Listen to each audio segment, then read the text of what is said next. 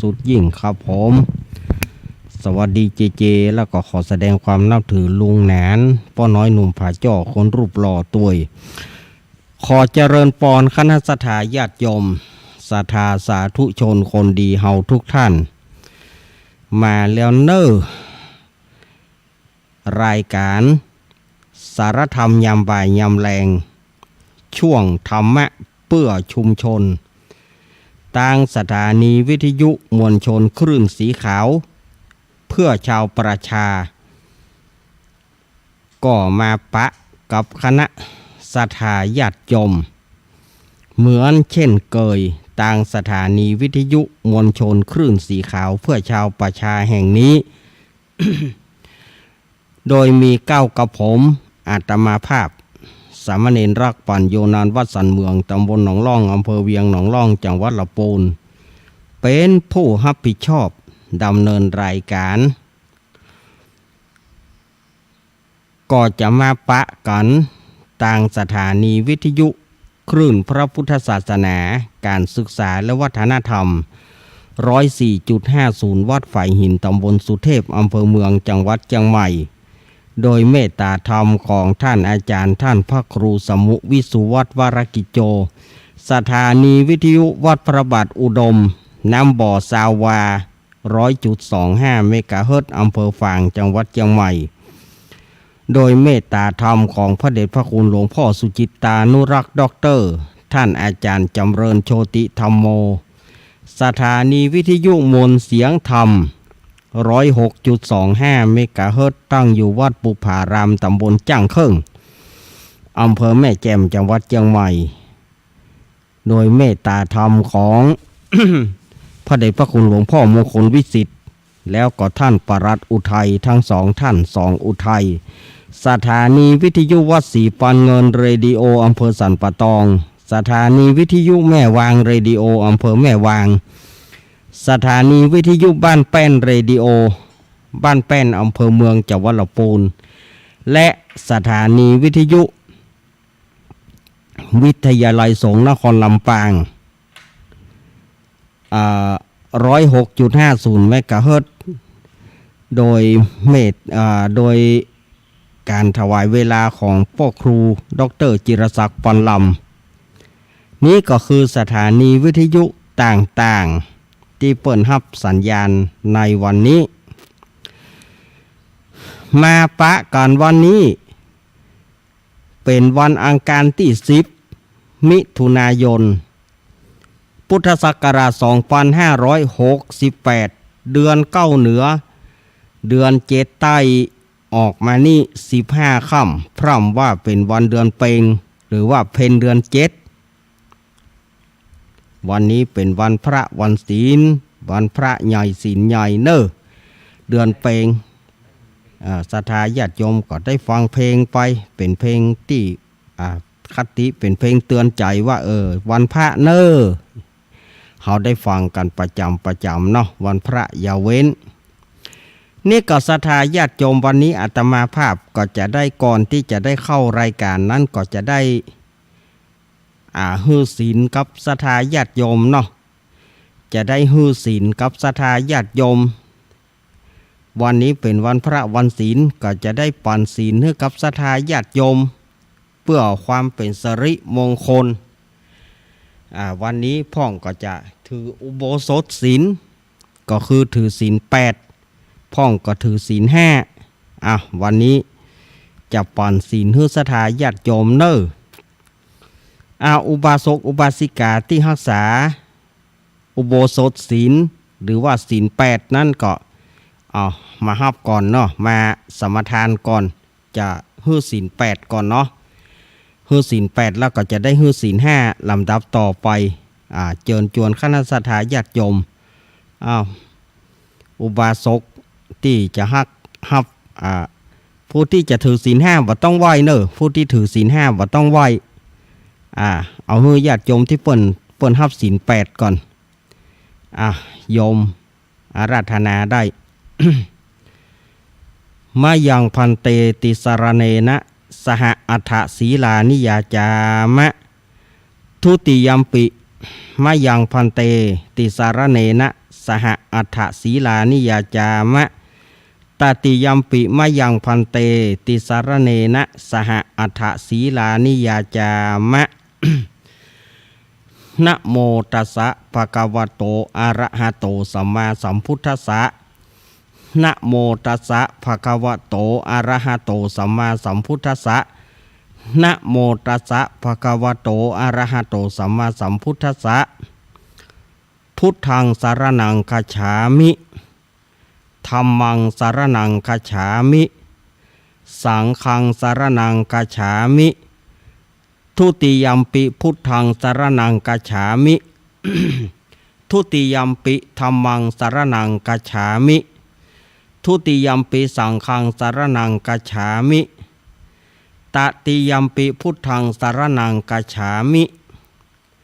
ตติยัมปิธัมมังสารนังคัจฉามิตติยัมปิสังฆังสารนังคัจฉามิติสรณคัมมนังนิทิตังอามะพันเต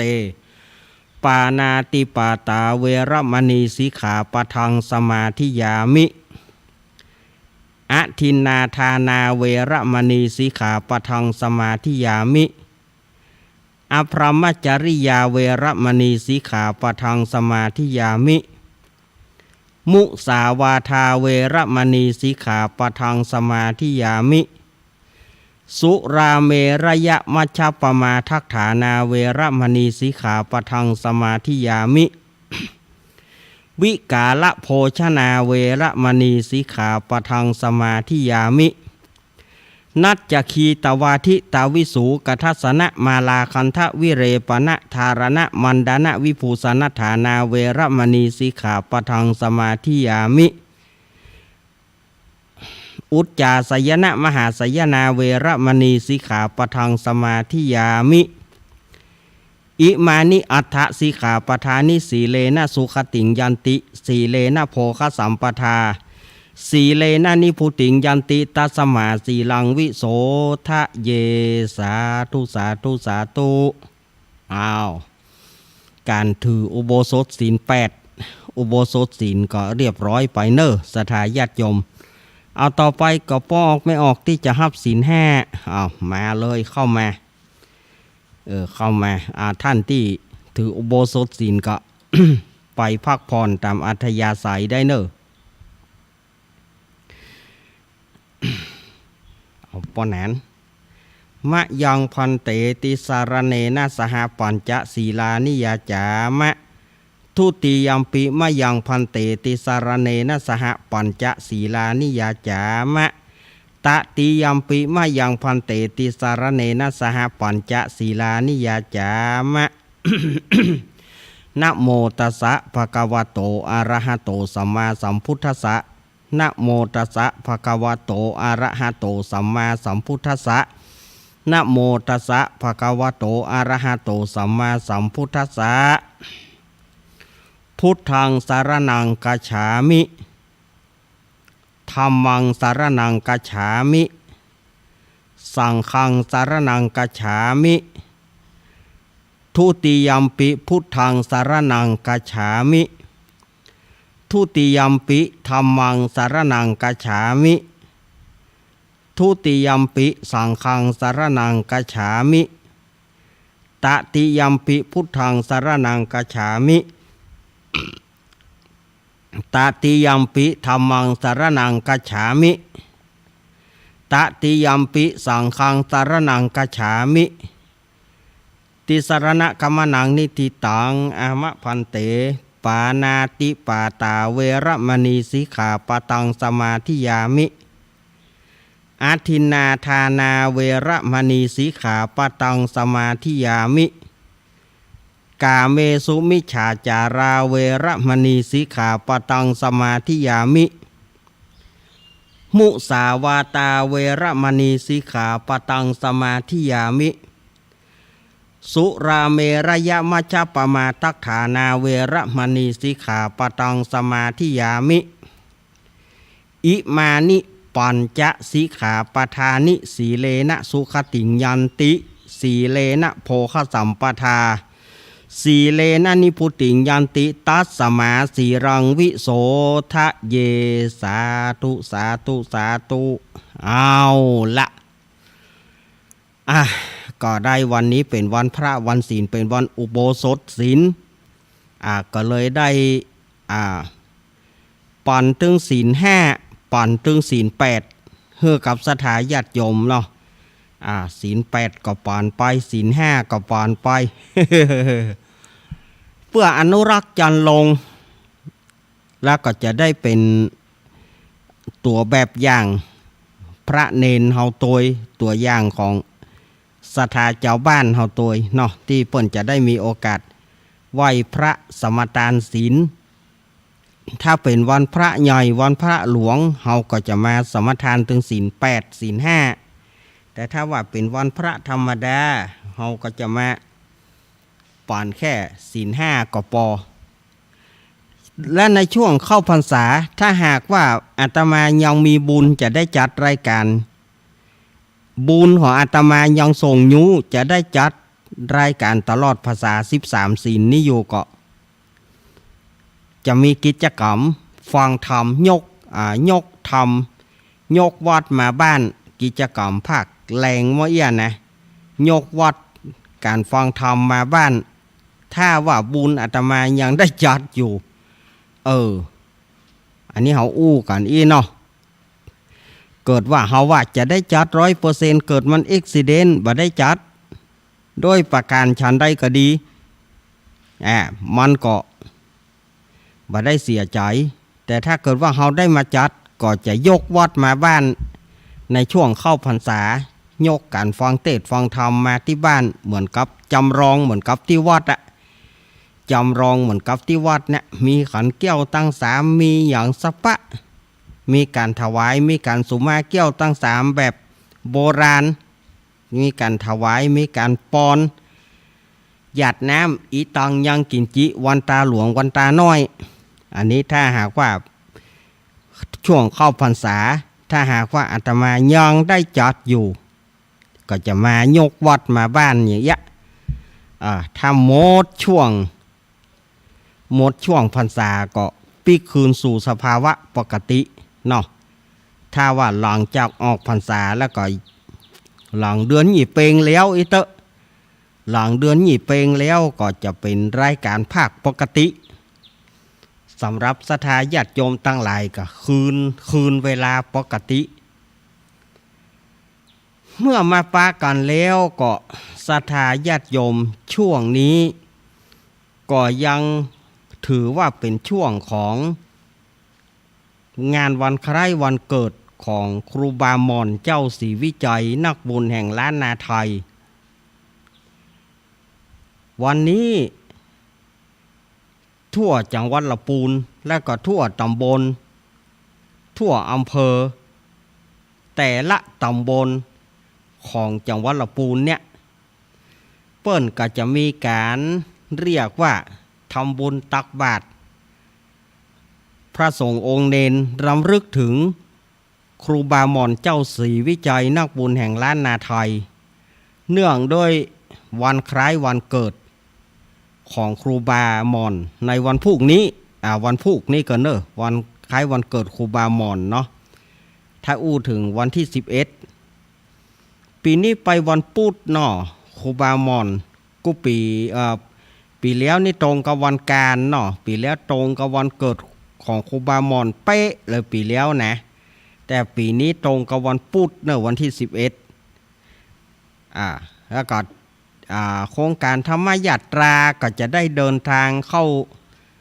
สู่ที่วัดพระธาตุหฤพูนชัยในวันพรุ่งนี้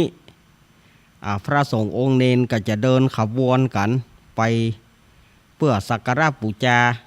การเดินธรรมยาตราของครูบาหม่อนวันนี้ที่วัดอาตมาก็จัดภาคเมื่อเจ้าจัดไปละภาคเมื่อเจ้าก็ทำบุญตักบาตรพระสงฆ์9 วัด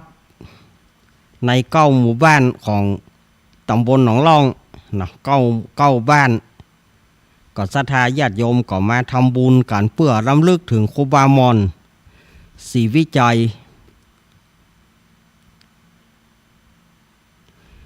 ก็ได้มาครบรอบมาถึงวันนี้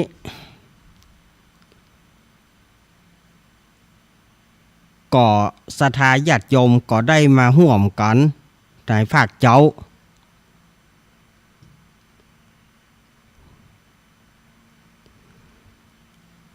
วันนี้ศรัทธาญาติโยมก็หลายท่านก็ทำบุญไปแล้ววันพุธก็วัดบ้านปางเนอะวัดบ้านปางตำบลศรีวิจัยอำเภอลี จังหวัดลำพูนวันพุธนี้ก็จะเป็นวันคล้ายวันเกิดของครูบามอนวัดบ้านปางก็ดีดอยสุเทพก็ดีวัดหลวงลำพูนก็ดีเพื่อนก็จะได้มีการทำบุญเนื่องในวันคล้ายวันเกิดของครูบามอนศรีวิจัยเนาะวันนี้ก็ศรัทธาญาติโยมอย่างที่ว่าการทำบุญเนี่ย ลำลึกถึงครูบามอนก็ทำให้อากาศบ่ร้อนเท่าใดวันนี้ตามกุเตื้อตึงวานนี่ร้อนเหมือนตับจะแตกแต่ว่านี่ตังวัดอาตมามีฝนโปรยปลายเนอะแต่ว่าบ่โปรยปลายสักกำตกขนาดนักเลยแหละช่วงเมื่อเอียนะช่วงที่อาตมาจัดรายการเนี่ยช่วงเมื่อเอียตกฝนตกมาอย่างนักเลยแต่ว่าแต่มันก็ตกไปที่ไปตางนะเป็นแห่งๆบางที่ก็บ่มีบางที่ก็มีบางที่ก็บ่มีแต่ว่านี่ตังวัดอาตมาตะคืนนี้มาแถม5 ตะคืนนี้ประมาณ4 ทุ่มประมาณ4 ทุ่มปลายมาแถม5ใหญ่ๆเลยบิ๊กๆเลยแต่ว่าตะคืนนี้ไฟฟ้าดับคืนก่อนละตะคืนนี้บ่ดับนี่มีข้าฝนบิ๊กๆนั่นศรัทธาญาติโยมอันนี้ก็กับศรัทธาญาติโยมเนอะแล้วก็วันที่21เนอะศรัทธาญาติโยมวันที่21มิถุนายนนี่ก็เชิญชวนคณะศรัทธาญาติโยมไปร่วมกันที่วัดแม่ห้องไคร้อำเภอดอยสะเก็ดเนาะเพราะว่าทีมงานขึ้นสีขาวเพื่อชาวประชาจะยกคาราวานไปหล่อเตียนจำนำพรรษาที่หั่นจะยกการหล่อเตียนจำนำพรรษาที่หั่นวัดแม่ห้องไคร้วัดของหลวงพ่อชลทานพิทักษ์หรือว่าตุลุงแดงแม่ห้องไคร้อำเภอดอยสะเก็ดนะเฮาไปบ่ถึงดอยนางเกี้ยวเตื้ออยู่ฝั่งเฮาเพื่ออยู่ฝั่งเฮายังบ่ข้ามดอยเตื้อศรัทธาญาติโยมก็ไปร่วมไปหามกันเนอส่วนว่าศรัทธาญาติโยมจะมีเจตนาจะเป็นเจ้าภาพสังฆทานก็ดีเป็นเจ้าภาพโฮงทานก็ดีอย่างก็ดีก็ติดต่อกับครูบาติดต่อกับตุลุงแดงได้เนอที่หมายเลข0817964608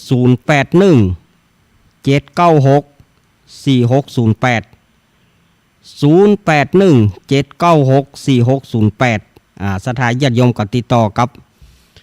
ตุลุงแดงคนเดียวเนาะนี่ก็แจ้งกับศรัทธาญาติโยมนะ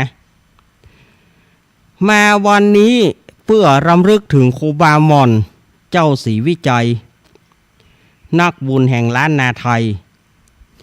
อาตมาภาพจะได้นำเอาปารมี30 ตัดและปารมี9 จันทร์มาสวดถือกับศรัทธาญาติโยมเพื่อเป็นความเป็นสิริมงคลแล้วก็ขออุทิศบุญให้กับครูบามอนศรีวิจัยนักบุญแห่งล้านนาไทยตัวเปิ้นเป็นเจ้าของตำราปารมี30 ตัดแล้วก็ปารมี9 จันทร์เนาะแล้วก็จะได้สวดพาหุงชัยมงคลแล้วก็วันนี้ก็คงจะได้ภาคแรกนี่คงจะได้ประมาณสวดมนต์เนี่ยเนาะคงจะได้ประมาณสวดมนต์กับเพื่อรำลึกถึงครูบามอนเนี่ยเนอะศรัทธาญาติโยมมาเลยมาที่จะมาฟังสวดมนต์วันนี้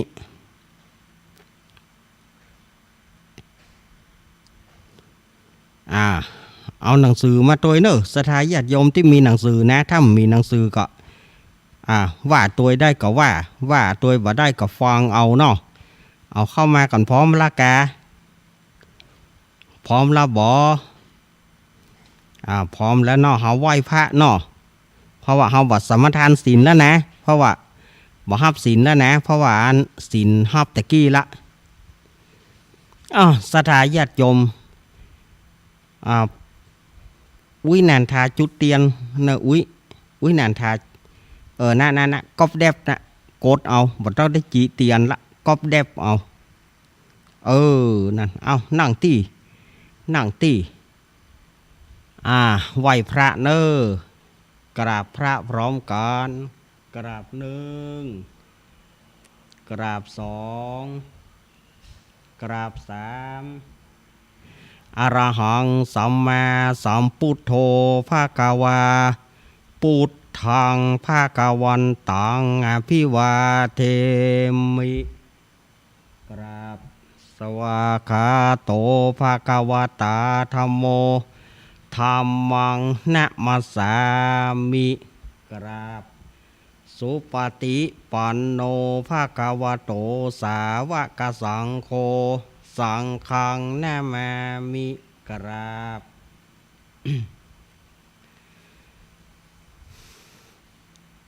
อันนี้ศรัทธาญาติโยมเนาะ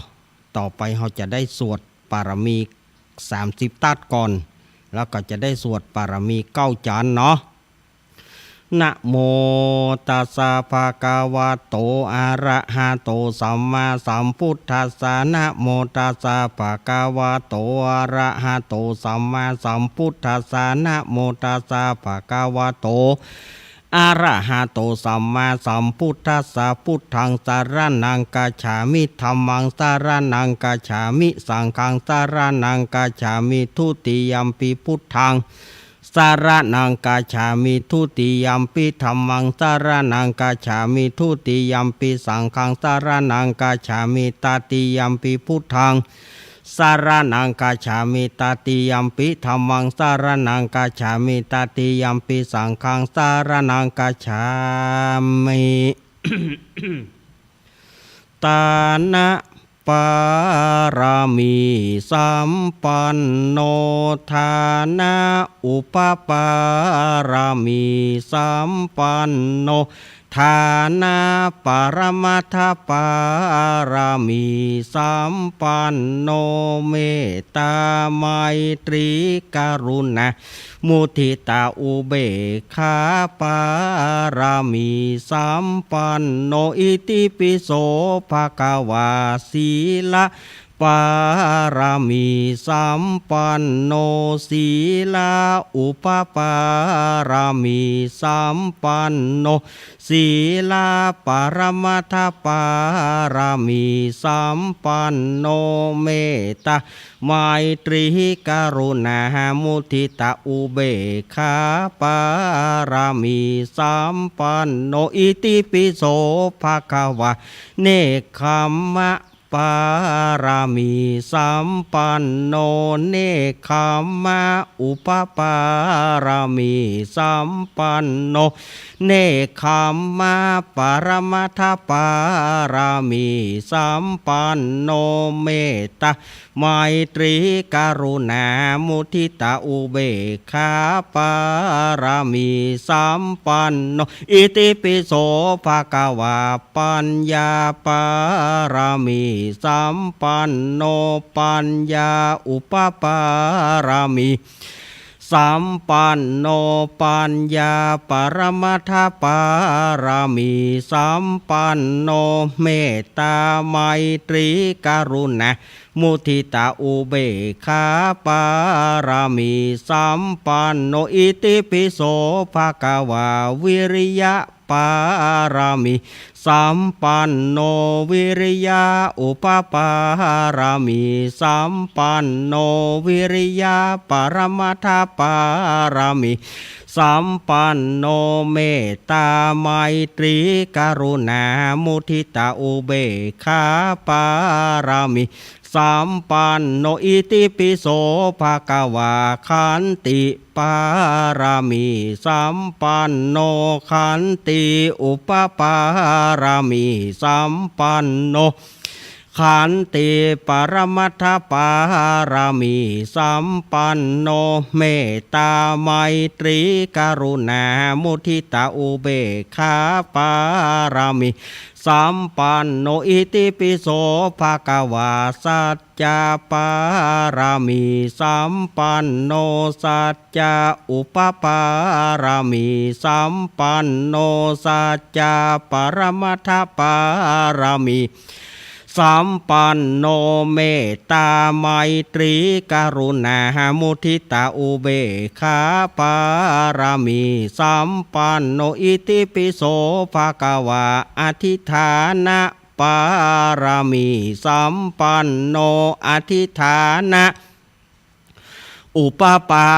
รามีสัมปันโนอธิฐานะปรมัตถปารามีสัมปันโนเมตตาไมตรีกรุณามุทิตาอุเบกขาปารามีสัมปันโนอิติปิโสภะคะวาเมตตาปารามีสัมปันโนเมตตาอุปปารามีสัมปันโนเมตตาปรมัตถปารามีสัมปันโนเมตตาไมตรีกรุณามุทิตาอุเบกขาปารามีสัมปันโนอิติปิโสภะคะวาอุเบกขาปารามีสัมปันโนอุเบกขาอุปปารามีสัมปันโนอุเบกขาปรมัตถปารามีสัมปันโนเมตตาไมตรีกรุณามุทิตาอุเบกขาปารามีสัมปันโนอิติปิโสภะคะวาทัสสะปารามีสัมปันโนทัสสะอุปปารามีสัมปันโนทัสสะอุปรมทัสสะปรมัตถปารามีสัมปันโนเมตตาไมตรีกรุณามุทิตาอุเบกขาปารามีสัมปันโนอิติปิโสภะคะวาพุทธังสรณังคัจฉามินะมามิหัง สาธุสาธุภาปัญญาปารมี30ตัสสาธุภาปัญญาปารมีวัดแวดล้อมวิริยะปารมีอ้อมเหล่าวังดีศีลปารมีบังหอกดาบเมตตาปารมีผ่าแป้ตั้งปืนตานะปารมีหือเป็นพื้นตั้งต่ออุเบกขาปารมีหือก่อเป็นเวียงสัจจะปารมีเวทระวังดีเป็นไม้ใต้กันตีปารมีกายเป็นหอกดาบบางนาไม้และปืนไฟอาทิฐานาปารมีพันดาบไปทุกแห่งแข็งแรงปราบฟูงหมู่มารผีสางไปเป็ดตุกเตาวิปบติปังไปนี้นางธรณีอัศจันโสสะเหมือนพันอยู่ข้างน้ำนัดตีนองกว้างต่อกว้างแตกตีฟองนะนองนานอกกายเป็นนะเข้าตอกดอกไม้ถวายปูจาพาเกี่ยวแก่นไทยสัตตันพระพุทธทางเลยจงมาพายโพดอนุญาตโตดโพดผู้คาแต่ดีลีแม่ธรณีออกมารีดผมอยู่ที่ข้างตาจางให้ใครสะจังงาซับดินพ่นน้ำนาทีลงพันภายคอภายหักตบเต้าพยามานร้องอ่าวปูนกัวยอมือขึ้นทุนหัวใส่กล่าวว่าผู้ข้านี้ชื่อว่าลูกศิษย์พระพุทธเจ้าตนมีบนนะสมปานอ่านมากนักพระพุทธเจ้าจริงจัดตั้งปัญญาปารมีไว้9 จันตั้งไว้ตั้งแน่ก็ได้9 จันตั้งไว้ตั้งหลังก็ได้9 จันตั้งแต่หัวถึงตีน ก็ได้เก้าจานตั้งแต่ตีนถึงหัวก็ได้เก้าจานแสนว่าแม้นว่าลูกปืนนั้นมันจะมาเสมอเหมือนฝนแสนหาก็จักบ่อาจจักมาไกลใดข้าพระเจ้าเลยได้ว่าโอมพุทธคุณนางโอมธรรมะคุณนางโอมสังฆคุณนางโอมพุทธอินตาโอมธรรมะอินตาโอมสังฆอินตาอัสสะอัปแม่ธรณีผู้อยู่เหนือน้ำผู้อยู่กำแผ่นดินการข้าใดระลึกกึดเถิงกุลพาปิตากุลพามารดากุลครูบาอาจารย์และกุลพระเกี้ยวเจ้าทั้งสามประการกุลพระพุทธกุลพระธรรมกุลพระสงฆ์กุลแดดกุลฝนกุลน้ำกุลลมกุลดินกุลไฟกุลกุศลเจ้าก็ดีกุลพระตนภาวนาเจ้าก็ดีกุลนางอุทธราเจ้าก็ดีกุลพระปัญเจกพุทธเจ้าก็ดีกุลแม่ธรณีก็ดีกุลเจ้าแม่กวนอิมบรมโพธิสัตว์เจ้าก็ดีจงมารักษากำหน้าและกำหลังตนตัวแห่งข้าพระเจ้าและทุกสถานีวิทยุทุกผู้ทุกคนผู้ฟังนั่นจุงจักมีเตี้ยงแต่ดีหลีจิมแดเตอโอมพุทโธพุทธังรักษาโอมธัมโมธัมมังรักษาโอมสังโฆสังฆังรักษาโอมพุทโธพุทธังอาระหังโอมธัมโมธัมมังอาระหังโอมสังโฆสังฆังอาระหังโอมพุทโธพุทธังกันหะโอมธัมโมธัมมังกันหะโอมสังโฆสังฆังกันหะอายุวันโนสุขังพระลังพาหุงสาหาสมาพินิมิตาสาวุธานทังเกเมการังอุติตาโกราสะเสนะมารังธานาทิธรรมาวิถินาชิตาวามุนินโทตันเตจาสาภาวะตุเตชายะมังการานิมาราติเรกามาปิยุชิตาสัปปารติงโกรัมปนารวกรรมขมัทัทายกังคันติสุทันตาวิถินาชิตาวามุนินโทตันเตจาสาภาวะตุเตชายะมังการานินารากิริงกัจฉวรังอันติมัตตาปุตังทาวกิจากรรมาสาเนวสุธารุนันตังเมตัมภูเสกวิถินนาชิตาวามุนินโทตันเตจาสาภาวะตุเตชายะมังการานิอุกิตากกัมมันเทียนตาสุธารุนันตังทวันติโยชนะปะทังกุริมาระวันตังอิทิปิสังคตามโนชิตาวามุนินโทตันเตจาสาภาวะตุเตชายะมังการานิกัตตวานะกัทามุตตารังเอวากพินิยจินจายะทุทาวัจจานังชนะกายะมันเจสันเตนะสุมาวิทินาชิตาวามุนินโทตันเตจาสาภาวะตุเตชายะมังการานิสัจจังวิหายะมันติสัจจกวัฏเกตุงวัฏาภิโรปิตะมนังอันติอันตาปุตังปัญญาปาทีปัชริโตชิตาวามุนินโทตันเตจาสาภาวะตุเตชายะมังการานินันโทปนันทโพชาคังวิปุทังมาหิทิงภูเตนะเถระภูชะเขนะธรรมาปยันโตอิทุปเทสาวิทินาชิตาวามุนินโทตันเตชาสาภาวตุเตชายะมังการานิทุกหะทิทิภูชะเขนะสุรหะหัตถังพระมัง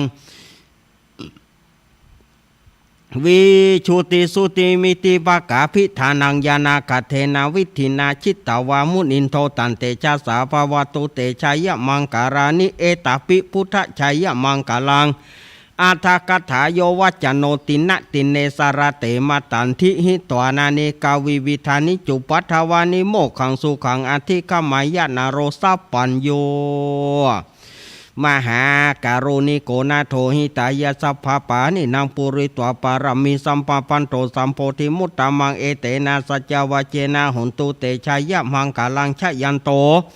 โพธิยาโมเลสกายานังนันทิวัตโนเอวังตวังวิชโยหิชยสุชายะมังกาเลอปาราชิตาปรังเขสิเสปัทวีปุกาเล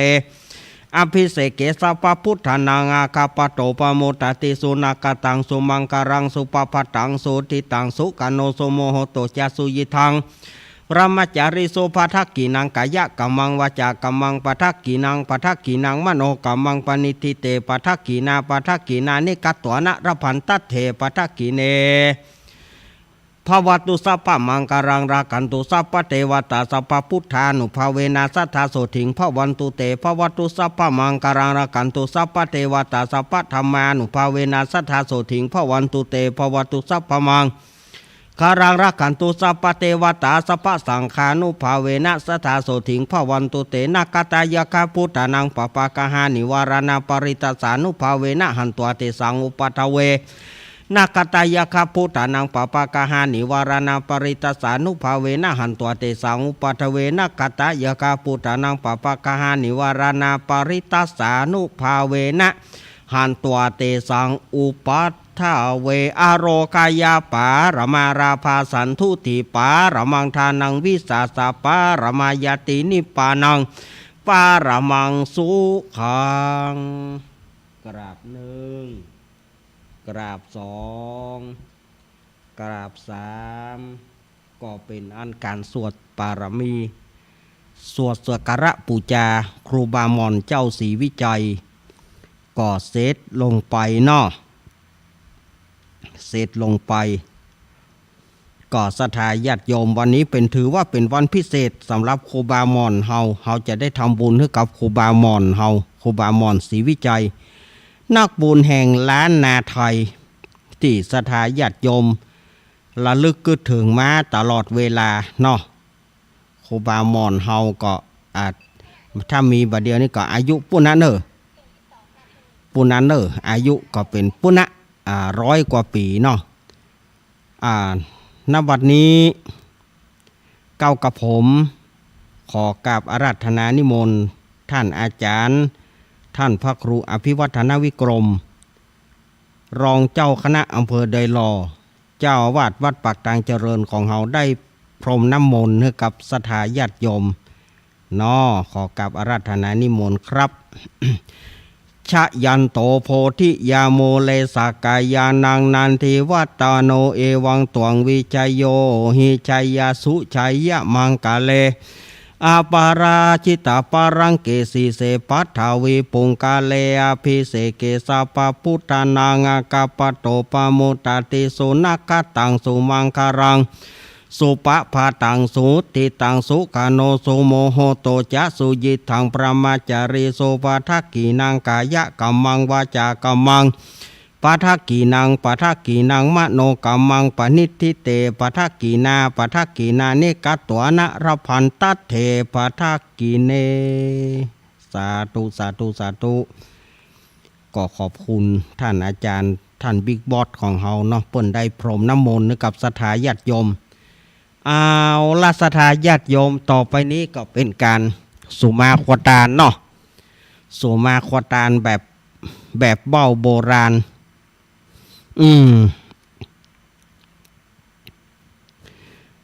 วันนี้ก็จะเอาแบบบาลีเนาะสุมาแบบบาลีเนาะ แล้วก็จะได้ถวายสังฆทานแด่พระสงฆ์องค์เนนเจ้าทุกรูปทุกองค์ที่วันนี้ถือว่าเรามาทำบุญเนื่องในวันคล้ายวันเกิดของครูบามอนเจ้าศรีวิจัยนักบุญแห่งล้านนาไทยเนาะ นะมามีอาคีทุปะบุพาราชตาเนก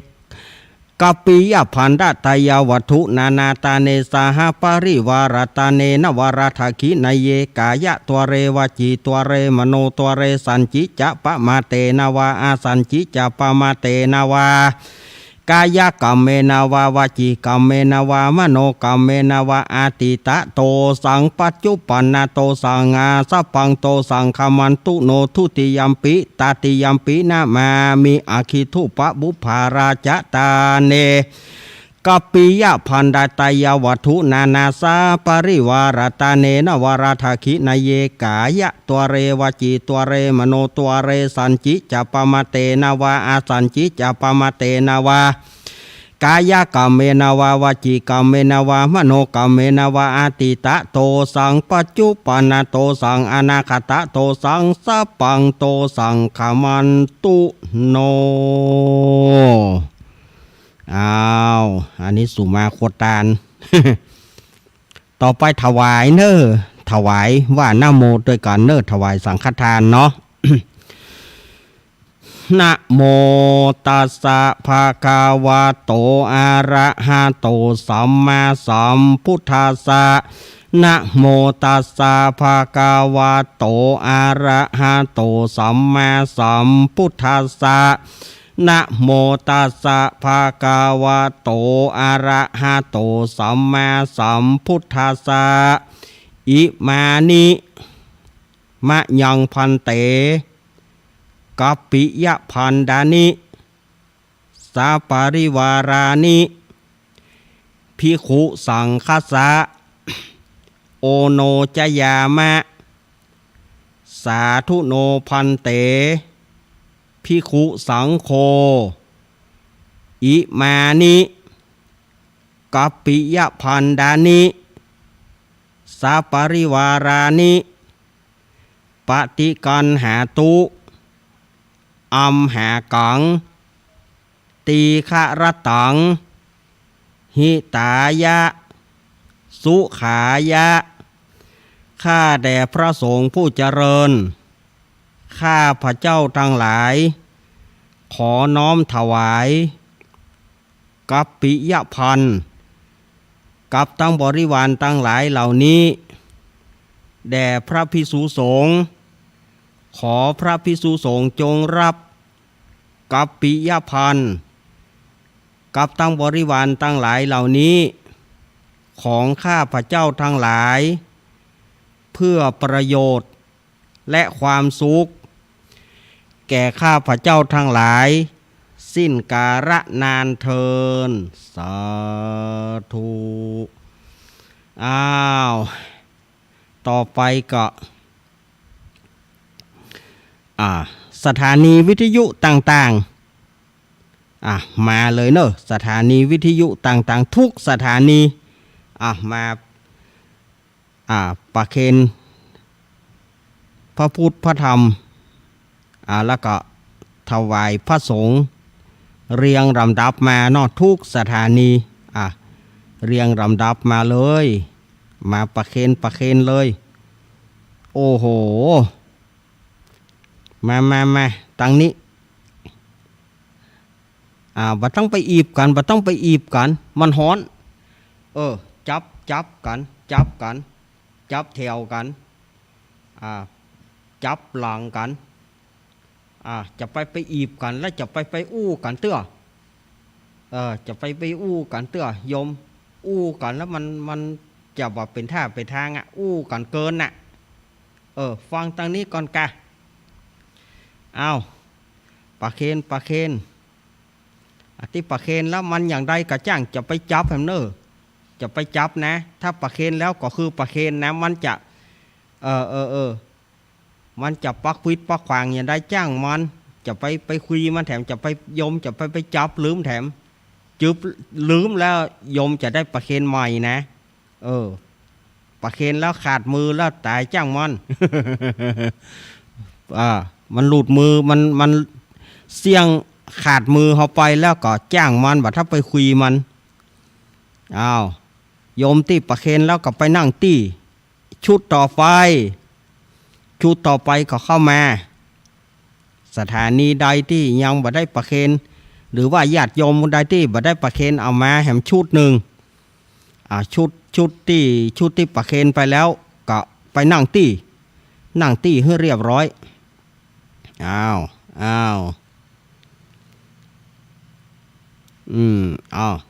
ประเคนแล้วก็บัดถ้าจับลืมนะประเคนแล้วก็คือแล้วบัดถ้าไปจับแถมจะไปจับแถมสะพองตาลแล้วยังไปหยิบมาพร้อมกำอยู่ไปหยิบไม้อย่างเนาะ2 ชุดได้กะ3 ชุดชุดที่ประเคนแล้วไปนั่งตีได้ชุดที่3มาโอ้โหอึบอันนี้ถ้าจะนักนะแกนี่อึบประเคนแล้วไผมอบป้ออาจารย์มอบสินรางวัลมอบกำลังใจป้อล่ามตัว ปอล่ามแล้ววายาวัจกรด้วยเนอะวายาวัจกรแล้วก็ปอล่ามปอล่ามปอล่ามได้ก็ได้ไหมมาอึบอึบเอาปอล่ามได้น้ำแต่ดูตั้งกินน้ำแต่ปอล่ามลัดปอล่ามลีนน่ะดูตั้งกินน้ำแต่เดี๋ยววายาวัจกรไอ้มุยกับป้ออ้วนเนี่ยวายาวัจกรบ้านเฮากับป้อดวงตัวเนอป้อดวงว่าลืมเจ้าถิ่นกา ป้อดวงว่าลืมเจ้าถิ่นกับว่าลืมเอ้าวายาวัจกรเฮาป้อดวงป้อภูวดลมาเอาเดี๋ยวเนอะพร้อมบ่กำเดียวปูล่ามวายาปูจานก็ปอนพร้อมกันเนอะ วันนี้เอาถึงพ่อจันนันมูลพ่อจันนันเสิร์ตบ้านเฮานี่ตัวพ่อจันปากตังเจริญเฮาตัวพ่อจันนันเสิร์ตเฮามา ปอนเนอร์ยะถาวาริวหาปุราปริปุเรนติสาครังเอวะเมวะอิโตทินังเปตานังอุปคปติอิสิตัง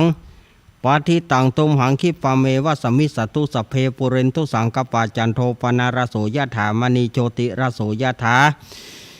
จายสิทธิธานังลาพังโสถีภกยังสุขังพลังสิริอายุจวันโนจะโพขังวุธีจายสิทธิพวันตุโวสปีติโยมิวัจันตุสัพพโรโกวินาสตุมาเตภวะตวันตารโย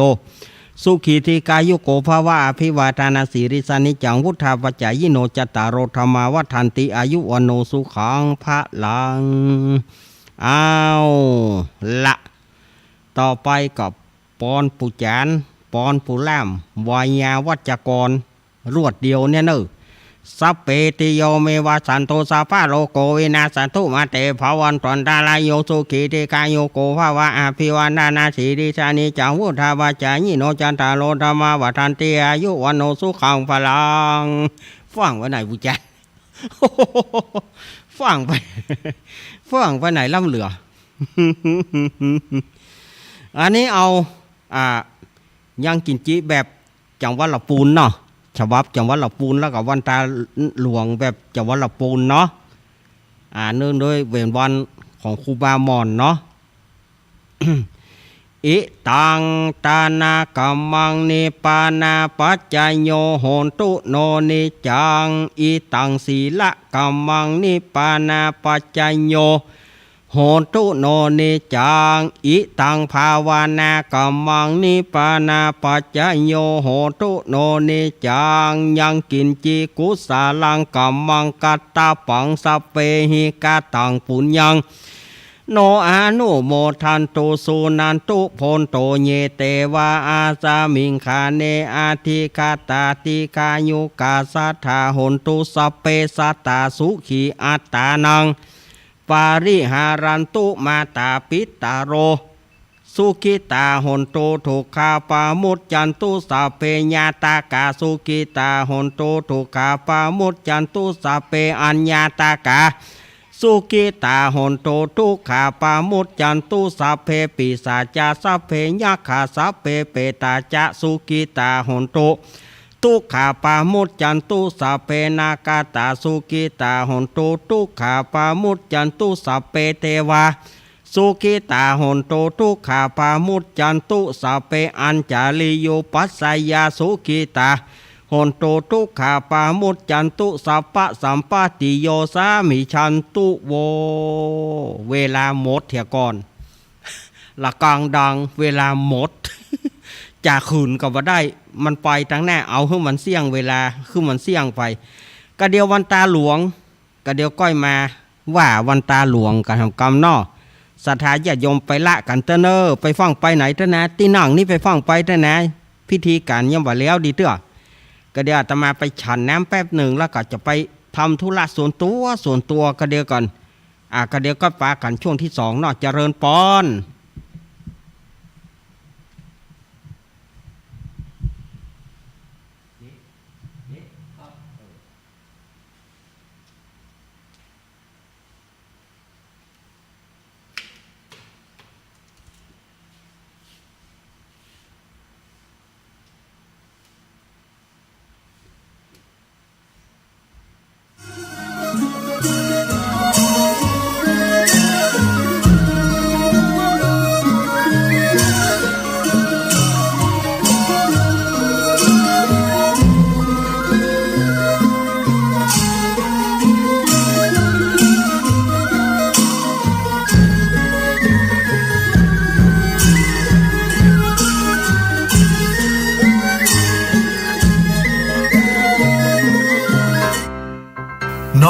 น้าหนาวนี้ไปแอวเหนือเฮาพักที่นี่บ่รีสอร์ทนี้ดีขนาดมีเครื่องทำน้ำอุ่นระบบแก๊สเอาไว้ให้พร้อมแต่ก็ต้องระวังเนอะเครื่องทำน้ำอุ่นระบบแก๊สมีคนตายมาหลายรายแล้วจะอั้นเลยกะอ้ายก็นึกภาพเอากะเปิดเครื่องทำน้ำอุ่นระบบแก๊สในห้องน้ำถ้าบ่มีพัดลมดูดอากาศการหมุนเวียนของออกซิเจนมันจะดีได้จะใดในเมื่อการเผาไหม้บ่สมบูรณ์ก่อเกิดการสะสมแก๊สคาร์บอนมอนอกไซด์สูดดมเข้าไปมันจะไปจับกับเม็ดเลือดแดงและทำให้เม็ดเลือดแดงจับกับออกซิเจนได้น้อยลงเมื่อออกซิเจนเข้าไปถึงปอดก็จะย่าให้คลื่นไส้เมาหัวหายใจยากจนถึงขั้นเป็นลมแล้วก็ตายได้โดยเฉพาะคนที่มีโรคประจำตัวเช่นโรคหัวใจโรคเลือดจางหอบหืดถุงลมโป่งพองโรคความดันโลหิตสูงซึ่งจะมีโอกาสสูงกว่าคนอื่นน่ากลัวขนาดเนาะมันก็บ่ถึงขนาดนั้นถ้าหาหูวิธีคือถ้าอาบน้ำด้วยเครื่องทำน้ำอุ่นระบบแก๊สบอดีอาบเกิน10นาทีจะต้องเปิดพัดลมระบายอากาศหรือให้อากาศถ่ายเทได้ดีอันนี้ก็จะช่วยได้นักถ้าหมู่เฮาแค่หูข้อมูลเพิ่มเติมโทรสอบถามได้ที่กลุ่มสื่อสารความเสี่ยงและพัฒนาพฤติกรรมสุขภาพสำนักงานป้องกันควบคุมโรคที่1เชียงใหม่053-140-774-6หรือสายด่วน1422ชีวิตมนุษย์มีสุขมีทุกข์ดีใจเสียใจผ่านอุปสรรคและปัญหามากมายในแต่ละวันสงบนิ่งแล้วย้อนมองตัวเองวันนี้วันพระน้อมนำธรรมะสู่ชีวิตเตือนสติคนไทยทั้งชาติ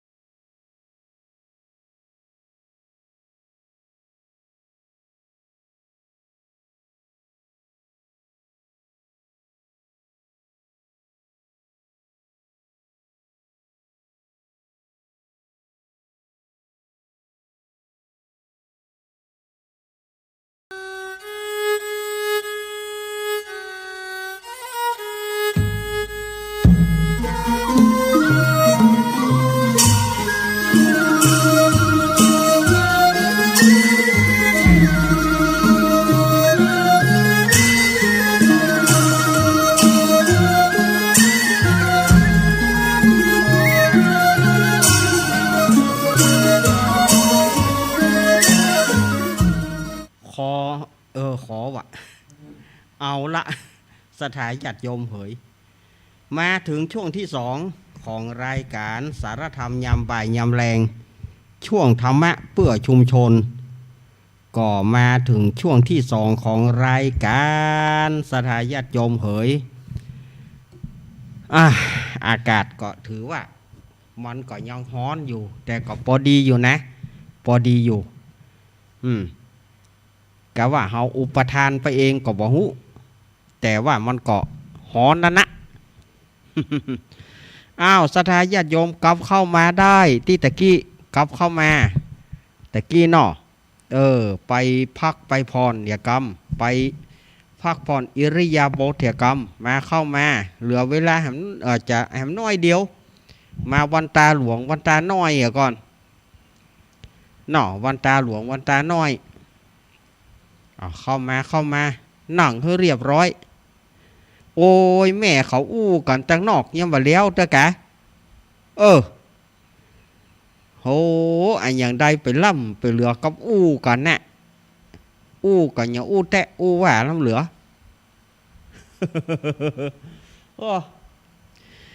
มีการมีงานอย่างนี้ได้อู้กันนี่ปตุ้มได้ยินอย่างแล้วเนาะนกยังเข้าหางกันน่ะ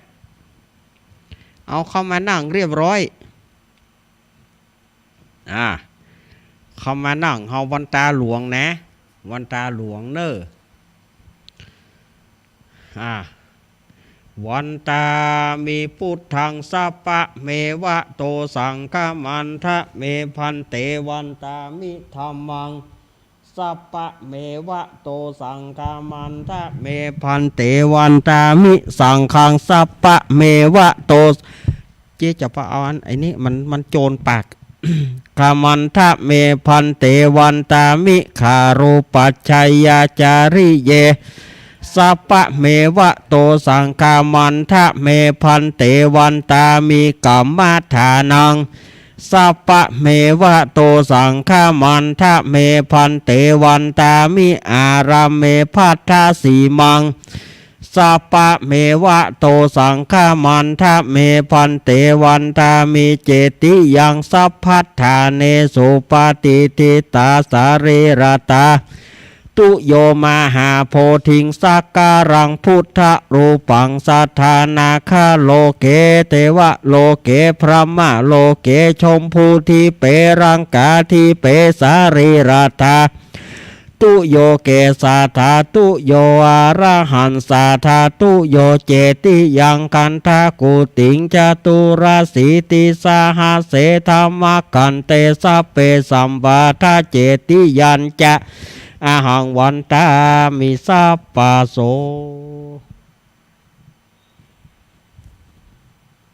เอาวันตาน้อยครูบามอน3 รอบเนาะเฮาวันตาน้อยครูบามอน3 รอบเนาะสาธุวันตามิพันเตสะปังอาปาราทังคามันทะเมพันเตมะยากาตังปุญญังสามินาอนุโมทิตาปังสามินากาตังปุญญังไมหังตาตาปังสาธุอนุโมทามิวันตามิพันเตสะปังอาปาราทังคามันทะเมพันเตมะยากาตังปุญญังสามินาอนุโมทิตาปังสามินากาตังปุญญังไมหังทาตาปังสาธุอนุโมทามิวันตามิพันเตสะปังอาปาราทังคามันทะเมพันเตมะยากาตังปุญญังสามินาอนุโมทิตาปังสามินากาตังปุญญังไมหังทาตาปังสาธุอนุโมทามิกราบ1กราบ2กราบ3ตอนนี้เราจะได้วันตาน้อยหันหน้ามาทางท่านอาจารย์ท่านพระครูอภิวัฒนวิกรมเด้อวันตาน้อยเนาะสาธุวันตามิพันเตสะปังอาปาราทังคามันทะเมพันเตมะยากาตังปุญญังสามินาอนุโมทิตาปังสามินากาตังป ปุญญังไมหังตาตาปังสาธุสาธุอนุโมทามิสาธุสาธุสาธุเอาศรัทธาญาติโยม ไหวพระลาเนาะไหวพระลาอะระหังสัมมาสัมพุทโธภะคะวาพุทธังภะคะวันตังอภิวาเตมิกราบสวากขาโตภะคะวะตาธัมโมธัมมังนะมัสสามิกราบสุปฏิปันโนภะคะวะโตสาวกสังโฆสังฆังนะมามิกราบเป็นอันเสร็จพิธีสำหรับการทำบุญถวายครูบามอนศรีวิจัยนักบุญแห่งล้านนาไทยเนอวันนี้เป็นการทำบุญกรณีพิเศษเนาะขยมไผขยมมันโชเฟอร์สารถีคนขับรถขยมมาเอาสังพระคุณเจ้า มาเอาสังพระคุณเจ้าวัดไผวัดมันหับวัดใดเอาไปส่งวัดนั้น หับวัดใดเอาไปส่งวัดนั้นเอาแม่โอ้อันนั้นโจรกันโอ้อย่างใหญ่แน่ฟังอย่างลับเรือแน่โอ้โจรใส่กะเอาดีเนอะสั่งมันเป็นน้ำนะมันเป็นขวดน้ำเนาะสั่งเป็นอย่างอื่นแล้วคว่ำเบอร์เนอะป้อมพ่อกันพ่องนิยมเขาก็ ดีกับเจ้ามันบะตกตัวโจรกัน เอาลูกไม้นั่งไม้เอา1 2 3เอาสังไปวัดใดหับวัดใดก็เอาหับวัดใดก็ใส่รถไปวัดนั้น1 2 3ครบกอครบกอโหอันนั้นเปียสังปุจานไปหยังอันเพกะอันนั้นของปุจาน เดี๋ยวปุจานยังห้องห้า หัวก็เปียสังปุจานไปโลอันนั้นเอาไว้ที่เก่าแล้วก็สังยังเหลือเห็นไหมพ่อพ่องกะพ่อพ่องมันมีนี่จะหลายสังอยู่รู้หยิบไปมันก็อย่างเดียวกันนะน่ะเปียสังปุจานไปใหญ่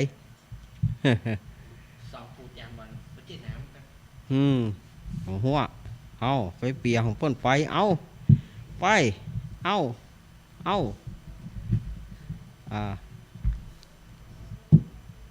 อันนู้พระคุณเจ้าก็เข้าไปพระคุณเจ้าก็เข้าไปพักผ่อนละจะได้ทำวัดทำวาเห็นหรอ4 โมงไปแล้วหรอ 4 โมงไปแล้วพระคุณเจ้าก็อย่าไปพักผ่อนเขาน้ำส่งนองก่อนฮ้อนฟังสัญญาณกันกับโยมฟังสัญญาณนั่นน่ะจะไปฟังแล้วไปน่ะโยมเขาก็จะไปลูกกวนตุเจ้ากับโยมจะลูกแง่หยังว่าโยมเขานี่ก่อนเนาะก็พระคุณเจ้าเปิ้นลูกตุเจ้าพันเอ็นเปิ้นลูกโยมจะลูกแง่หยังโยมก็จะไปละกะเฮ้พระคุณเจ้าก่อนกะแล้วก็เดี๋ยวโยมเขาก็ก้อยลูกตัวกะโอ้เนาะ อุ้ยเนาะ เอา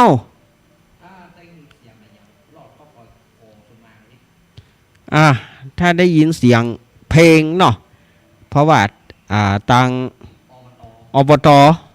ทางอบตเปิ้นประชาสัมพันธ์งานเปิ้นแล้วมันก็อาจจะเล่นหลอดเข้าวิทยุสถานญาติโยมเนาะ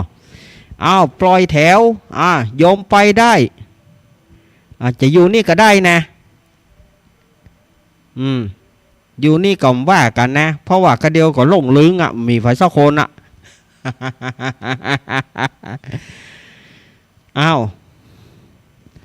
เดินทางโดยสวัสดิภาพและปลอดภัยเดินทางโดยสวัสดิภาพและปลอดภัย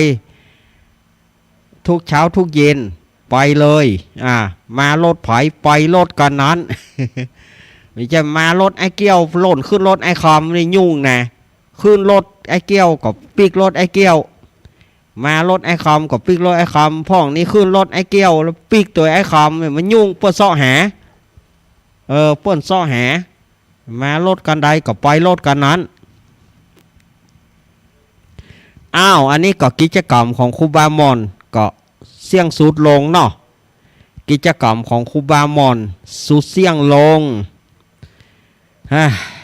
เหนื่อยแต่กะทีว่าบัจัดกะทีว่าบ่เอาแล้วนะแต่ก็วันนี้นึกถึงครูบามอนเดี๋ยวกำก่อนเนาะก็เลยมาสวดมาอย่างกระจับเวลาพอดีสถาญาติโยมครูบามอนศรีวิจัยนักบุญแห่งล้านนาไทยเนาะ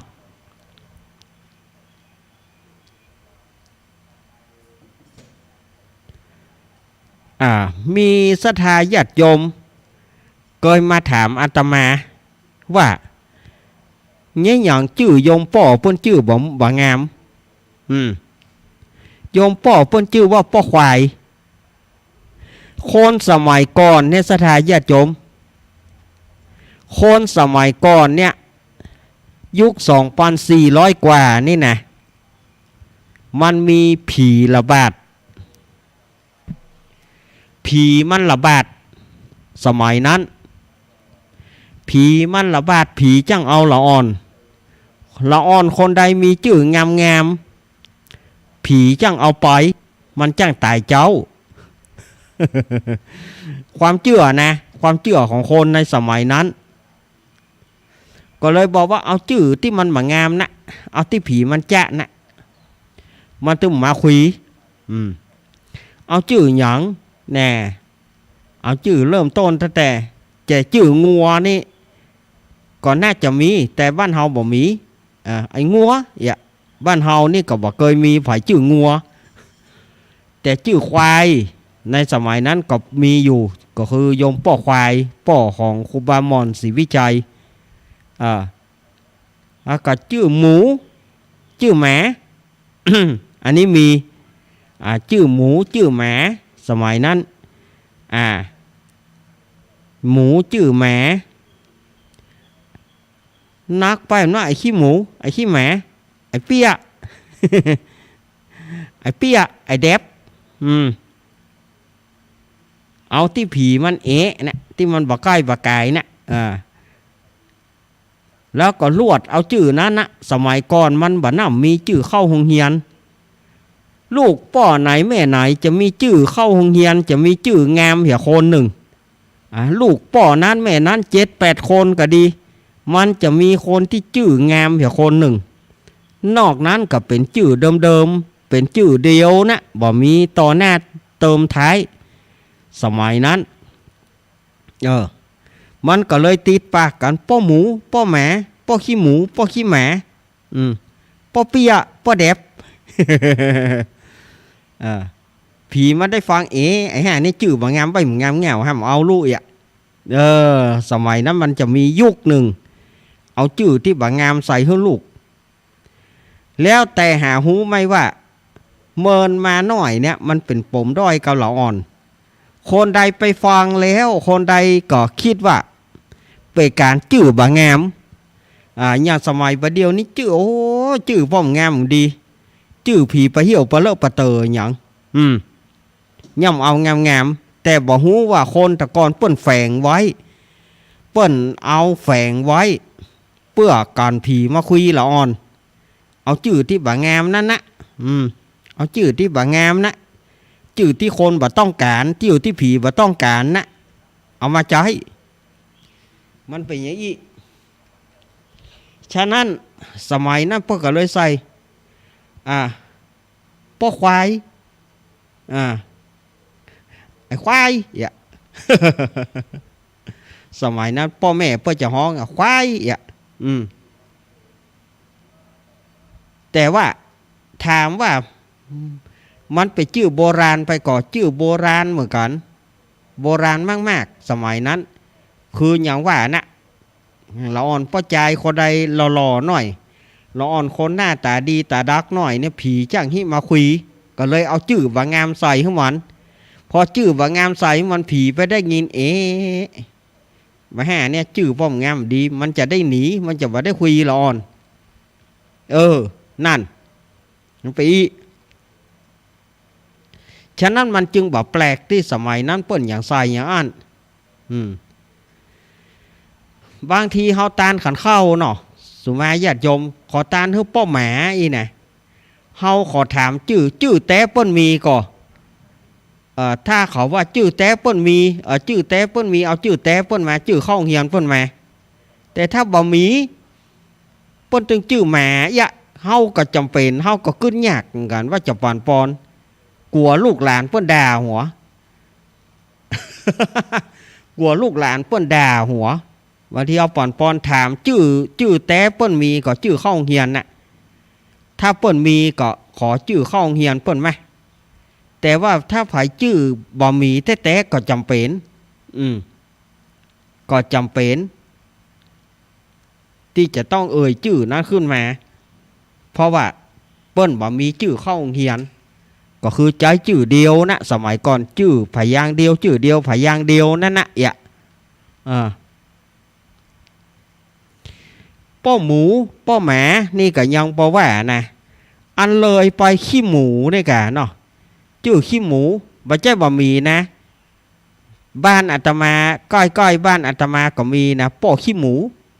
แต่ก่อนนะจื้อป้อขี้หมูก็จนเต้าตายนะขี้หมูเต้าตายนะจื้อก็เต้าตายมีจื้อขี้หมูเต้าตายนะป้อหยอป้อขี้หมูหยอขี้หมูอุกขี้หมูย่อมเตื้ออุกคำต่างหาก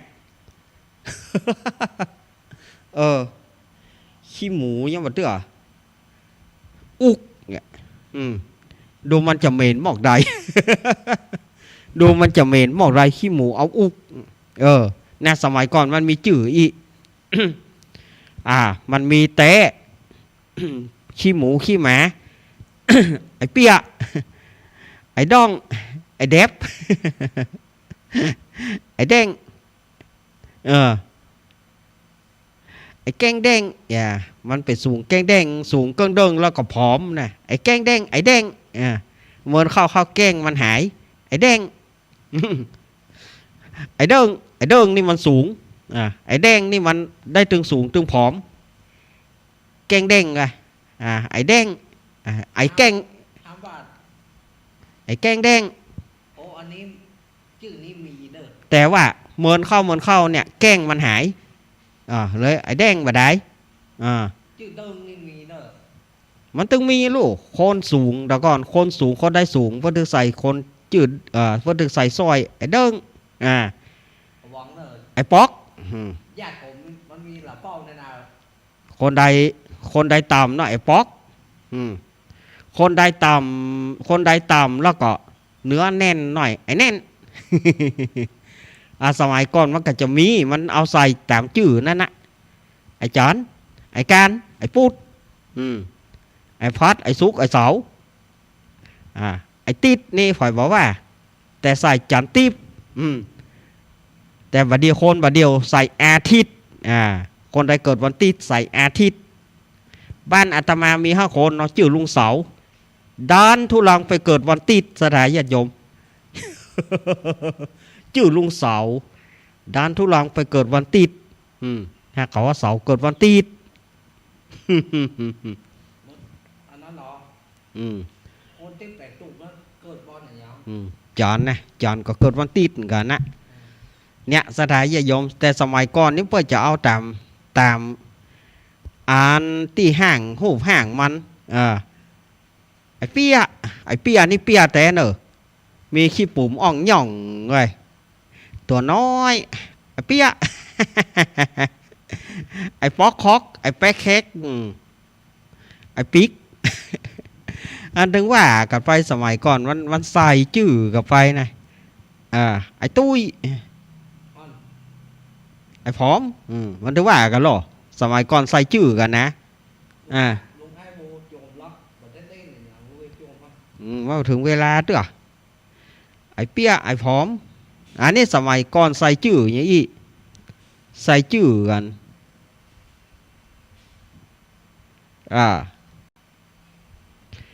ใส่จื่อกันไปเมินเข้าอย่างจื่อแม่อาตมาเนี่ยตัวเปิ้นน้อยเนาะตัวเปิ้นน้อย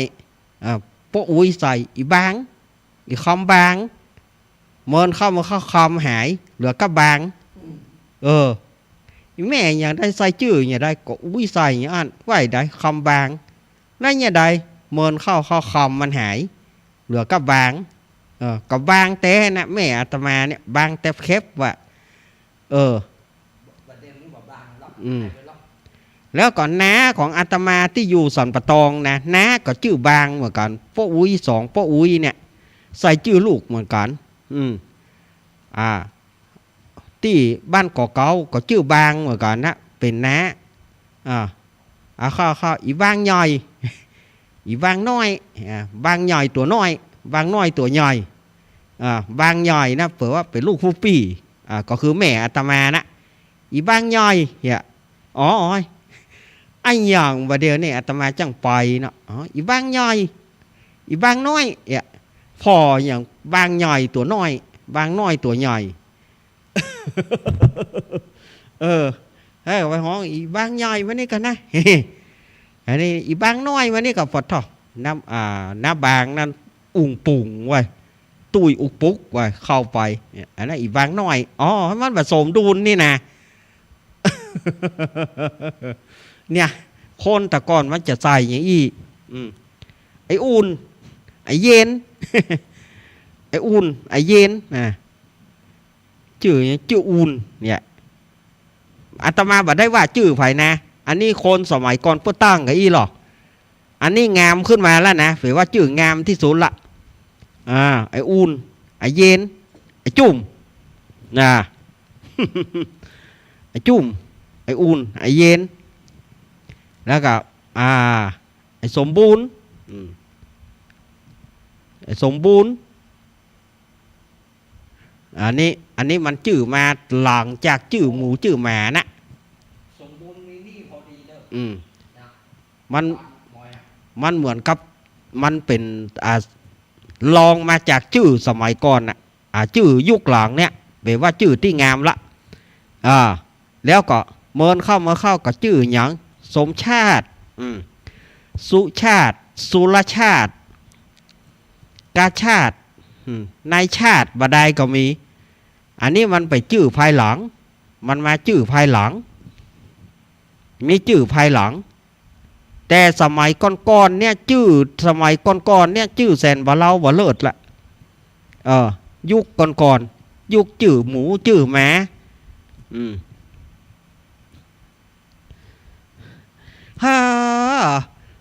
อุ้ยเขาใส่ชื่อผสมดุลแล้วมึงชื่อหยังชื่อก่อย แล้วมึงชื่อหยังชื่อก่อยเอาล่ะมันยังดีหรอน้อยชื่อก่อยชื่อเป็ดชื่อห่านก็มีนะแต่บ้านเฮามีไผสะเลอชื่อห่านแต่บางที่เปิ้นก็มีอยู่ชื่อห่าน ชื่อห่านก็มีบัดเดียวนี่เขาไปเอาฝรั่งมาหมดบัดเดียวนี่ชื่อก็เป็นฝรั่ง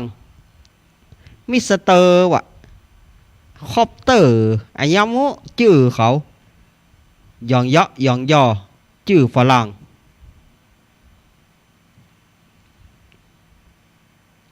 อย่างเน้นวัดอาตมานะชื่อสเนกพ่อแม่มาก่อห้องสเนกพ่อมาก่อห้องสเนกย่ามาก่อห้องสเนกเขาก่อห้องสเนกมาบ้านเฮาเขาหูจักเขาหูสเนกมันแปลว่าอย่างงูคนได้ก็งู คนได้ก็งูเขาจริงชื่อว่าชื่อฝรั่งนี่มันเท่กะแต่มาแปลแล้วสเนกมันแปลว่าอย่างสเนกแปลว่างู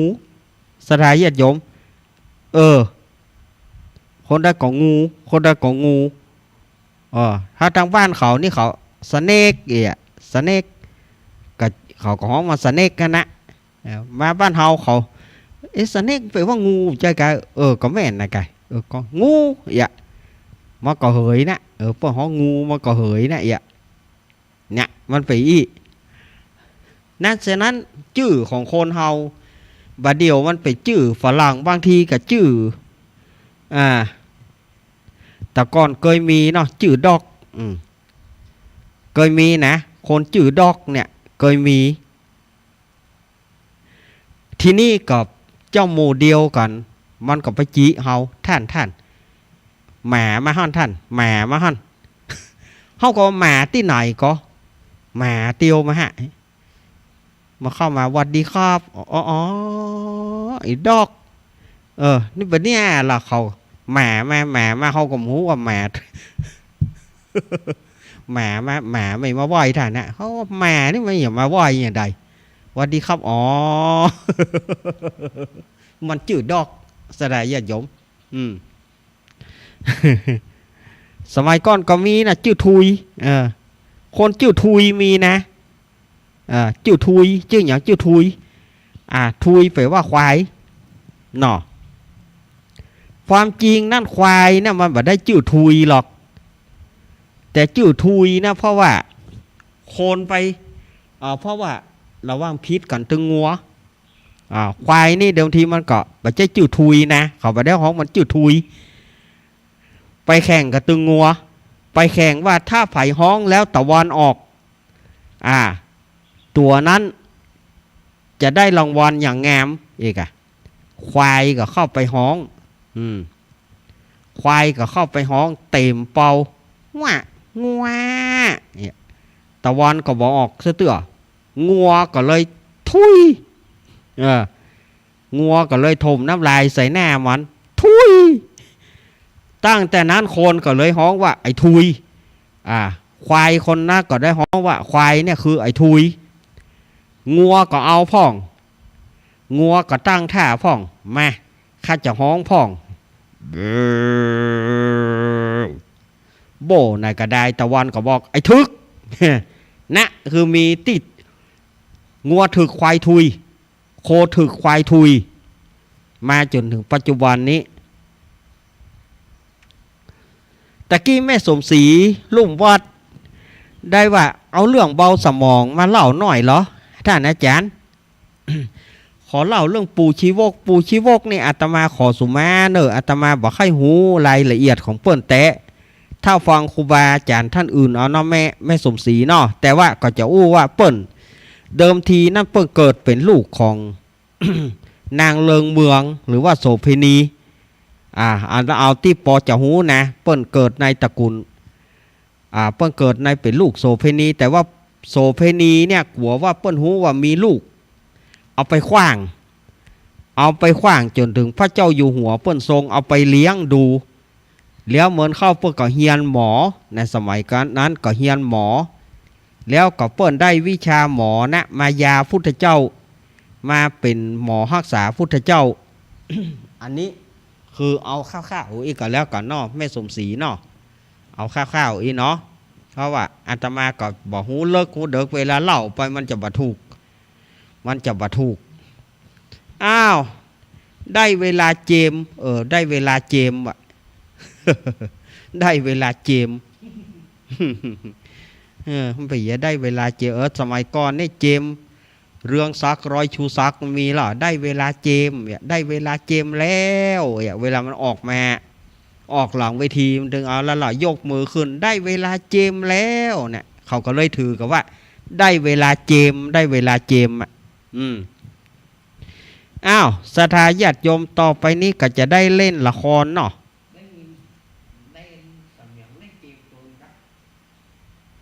อย่างว่าจะเกมอันนั้นได้เวลาเจมแต่ก่อนเจมนักร้องนักแสดงเจมเรื่องซักร้อยชูซักนะได้เวลาเจมอันนี้สถาญาติโยมมาวันนี้จะมาเล่นละครให้ฟังมาคณะลุงอ้ายมาชาววัดยีชาวียัดว่าภายว่าเดียวนี้อย่างไรเนี่ยสวัสดี สวัสดีครับคุณผู้ฟังที่เขายบจังยายนั่นเอาละทำละขอซื้อขว้างไปเนี่ยใบย่อยไงฮะ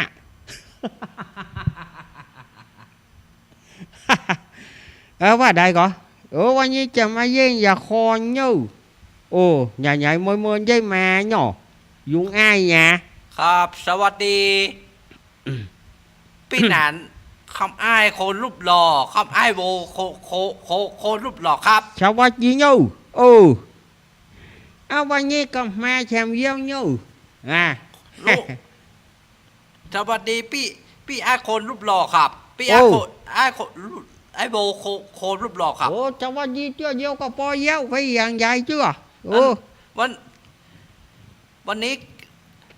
ลูกบ่าวก้นโบหมอมาครับ มาcầm vô con mình kẹp bỏ muộn kẹp bỏ muộn bỏ muộn ngầu cô ngốc kẹp mà giáo nhà đây hả bỏ muộn ngầu cô ngốc แฮมนึกจะปิ๊กตัวข่อยครับ ham anh ma có pít cho mà nhá hổ ma lột hầuแล้วpítตัวคนอื่นเนอะรู้ไงเนอะแย่มเนอะคำนี้นะ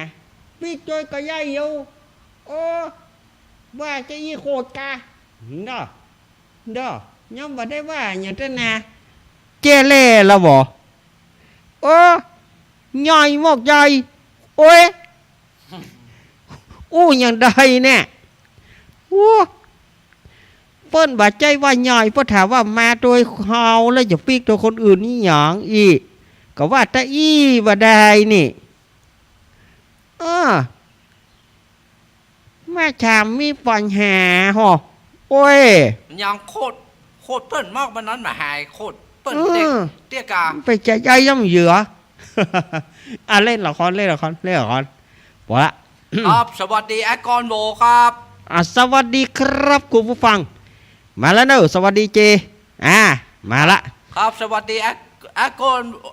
กอนโบคนรุ่นรอเหมือนกันนะครับก็เมาเก็บบ่ม่วงบ่เฮ้ยฮ่าเมาเก็บหมอที่ป้ออายว่าหมอม่วนครับเก็บบ่ม่วนเพราะราคามันถูกเก็บบ่ม่วนเงาโกงกกังงักเนี่ยไอ้กอมโหงว่ะตายแล้วกูว่ะหิมตายหิมยังไอ้กอนเฮ้ยไอ้กอนโบครับเฮ้ยอันได้ยินป้ออายว่าจะฟอนต้มหมอม่วนลงแล้วไอ้อย่างฟอนนั่นมันยังปลูกอย่างจริงว่าฟอนม่วงเลยปลูกลำไยแถมหน่อยลำไยถูกจะฟอนลำไยปลูกมะม่วงตายกับพอดีตายตึงมันตึงหานะจริงว่าว่าได้กินว่าได้ด้อยกันละหาว่านะครับผมวันนี้มาละละครวันนี้เพื่อรำลึกถึงพี่พึ่งพุ่มพวงดวงจันทร์ที่ร่วงรับไป30กว่าปี33ปีแล้วพี่พึ่งล่วงรับดับขันไปวันนี้มีละครพี่พึ่งเปิดใจพี่พึ่งเปิ้นว่าคุณผู้ฟังเหยอันนี้เปิ้นเขียนไว้นะพึ่งนี่นะไปจีบแฟนเขาบอกฮู้ว่าเป็นแฟนเขาก็หันเขาหล่อดีพึ่งก็เลยฮักเขาเป็นว่ามันมีแฟนลูกตั้ง5 คนมี2 เมียก่อนคนหนึ่งมีลูก5 คนคนหนึ่งมีลูก8 คนโทธโมสังโฆ2 แม่นั่นจะได้13 คนพึ่งก็เลยบอกว่าขอโทษเนอะถ้าพึ่งหูว่าอย่างอันนะก็พ่อพึ่งบอกหูถ้าหูก็ตึงบอกครบอีหรอโหมีลูกมีเมียตึง2 คนคนหนึ่งมีลูก8 คนคนหนึ่งมีลูก5 คนมาจุกูหนูไม่รู้ พี่พึ่งว่าหนูไม่รู้ถ้ารู้ก็ไม่ครบแต่ที่หนูครบคือหนูไม่รู้บอกหูแต่น่ะ หนูไม่รู้บ่หูแต่นะกับพี่พึ่งคิงจะไปถามนักเดี๋ยวกุยหลอกคิงนะว่าคิงถามนักกุยหลอกคิงนะว้าวแล้วพี่พึ่งว้าวละ เล่นว่าได้เด้อพี่พึ่งว่าท่านหนูคบเพราะหนูไม่รู้ถ้าหนูรู้หนูไม่คบหรอกล่ะแบตบะหมี่แบตบะหมี่เตือนหน้าก็เล่นครับแบตบะหมี่ตะกี้กับซอยมาแล้วปรากฏว่าแบตบะหมี่สถานญาติโยมเหยเล่นบ่ได้แหมแล้วเล่นได้ละแบตบะหมี่แต่เจ้าอาตมาก็บ่ได้ชาติสักคำเอาแปะกันเรื่องของเพลง2 เพลงเตือนหน้าจะเอามาเล่นอันใดก็ขายหน้าแต่ละเตือนหน้าจะมาเล่นเต็มวงเตือนหน้ามาเล่นเต็มวงขอโทษพี่พึ่งด้วยเนอพี่พึ่งไทยโคตรแต่ขอโทษเด้อพี่พึ่งเนอน้องหนุ่งเอามาเล่นบ่ได้ขอโทษเด้อเตือนหน้าจะเอาวันพูดหน้าวุ่นการหน้าวุ่นก็เอามาเล่นเนาะการหน้าเอามาเล่นฮั่นฝนตัวเฮามาแต่รู้เนี่ยแต่เฮาอยู่ปุ้นมากับตัวเฮามาเฮาอยู่เพมากับตัวเฮามาไกวเอาจุ่มเย็น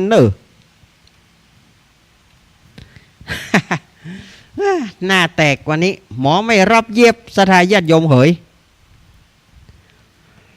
เฮามาอู้กับเรื่องอื่นนะสถานญาติโยมวันนี้อันอะไรก็ไม่เป็นใจไออย่างก็แฮนนี่ได้ก็บ่เล่นเช็คมากะเช็คแล้วมันแบตมันบ่มีเมื่อเอาไว้เล่นเตือนหน้าดีกว่าเตือนหน้าก็เอามาเล่นทำไมนี่สถานญาติโยมเหยแฮมบ่เมินก็จะเข้าภาษาแล้วนับนี่แฮมเดือน1วันนี้เดือน9เปงเนาะเดือน9เปงสมัยตะก้อนไปพอจอมตองสถานญาติโยมไปพอโลดไต่ถังไปพอชิงช้าสวรรค์ผายครับไปขึ้นชิงช้าสวรรค์ไปพอโลดไต่ถังสมัยก่อนม่วนนะบัดเดี๋ยวมีละโลดไต่ถังนะการโลดบัมนะโลดบัมโลดสิ่งนะโลดบัมบัดเดี๋ยวบ่มีละเสาะหาพอเป็นยาละปีนี้งานใดรอเพื่อจะเอามาครับรถบัมชิงช้าม้าหมุนในสมัยก่อนนะชิงช้าม้าหมุนวิวขึ้นไปนะอาตมาถึงขึ้นโลกัวเพราะแต่ก่อนเคยมีหลอออนโตกหลูม้าหมุนนั่นนะเขาเป็นหลอออนก็ตึงบ่ขึ้นกัวชิงช้าสวรรค์ชิงช้าสวรรค์นะเขาก็ตึงบ่ขึ้นเขากัวสมัยก่อนถ้าไปพอบ้านห้วยปันจ้อยจอมตองเนี่ย2 ตีเนี่ยนะวันเนี่ยนะเดือน9เปงเนี่ยนะไปพอแต่ก่อนไม่มีบ้านห้วยก็จอมตองงั้นหรอไก่ห้วยปันจ้อยไปจอมตองอยากกินบะหนุนไปบ้านห้วยอยากกินเงาะไปจอมตองไปซื้อกินเงาะจอมตองพุ่นสมัยก่อนอีลูไปซื้อกินเงาะจอมตองพุ่นห้ามดิมได้กิน ไปซ่อกินเงาะจอมตองพุ่นเนาะมันม่วนอย่างนะสมัยก่อนงานประเพณีเตียวนะมันจะมีรถมีรางอย่างเตียวก็บ้านก็ขึ้นรถโดยสารรถคอกหมูญาติโยมรู้จักรถคอกหมูก็รถคอกหมูที่มันจะเป็นตัวทางมันเป็นไม้ตัวทางมันเป็นไม้นะพวกเขาว่ารถคอกหมูนะรถคอกหมูนะปลาไปถ้าได้บานถ้ามาจอมตองก็2 บาทถ้าไว้ห้วยปันจ้อยก็50 ตังค์สมัยก่อนรถลุงหลอดนะรถลุงหลอดหนองล่องรถโดยสารลุงหลอด มีเหมือนกันนะมีเปิ้นมีคนตายเหรอมีคนตายห้อยตายรถท่านกำไปคนขึ้นแล้วบอกไป คนตายอย่าบอกคือคนขับเอาลูกพี่ไป รถออกวืน ก็ถึงเวลาคนจะขึ้นก็เอาจอดลูกพี่จอดจ้า คนเต็มแล้วบอกไปคนตายก็คือเหมือนกับเพื่อนฮ้องว่าบัดเดียวเพื่อนฮ้องกระเป๋ารถเมย์นะเหมือนกับกระเป๋ารถเมย์นะห้อยตายรถตะล่น ห้อยตายรถตะล่นถึงรถแต่รถเมย์นี่บัดเดียวนี่เขาจะกดตัวเลขเอาถ้าว่าจะขึ้นรถไปก็กดเอากดกิ่งมันจะไปดังทางหน้าพุ่นกริ๊งแต่ก่อนนี้เอาคนขึ้นปอละบอลูกพี่ไป